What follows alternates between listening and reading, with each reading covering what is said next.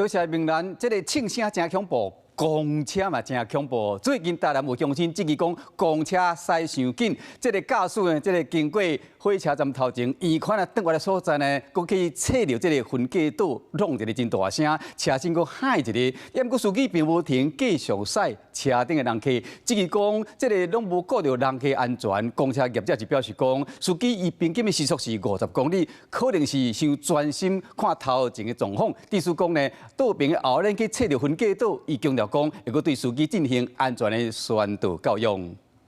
公车伫车路顶驶甲真紧，稍微到后一秒。伫等我的时，公车切着分隔岛，车身还甲真大力，乘客拢错一个，也毋过司机却当作什么代志拢无发生，继续驶车。会觉得有点可怕，在坐车的时候会觉得很不安全，可能司机想上厕所，所以开得比较快吧。感觉我坐在上面会超怕的，司机这样子，我可能会有一阵子不敢坐。民众伫台南坐公车，司机说一路偏车，类似咧拍电也共款。经过台南火车站头前圆圈的时，伫等我的所在切着分隔岛，车身还甲真大力，乘客是惊甲心肝头皮泡菜，也毋过司机拢无落车看卖咧。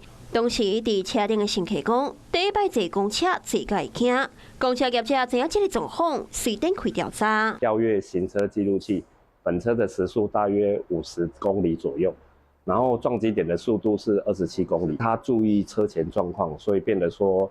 可能不慎去擦边到分隔岛。我们也会来调阅车速的记录，如果有超速的现象，就会依公路法来开罚。当时公车倒边的后轮切着分隔岛，业者表示会对司机进行安全教育甲宣导，确保乘客安全。Hello， 我是庄慧琪，想要抢先掌握最及时的新闻资讯吗？赶快订阅、按赞、开启小铃铛，锁定华视新闻 YouTube 频道。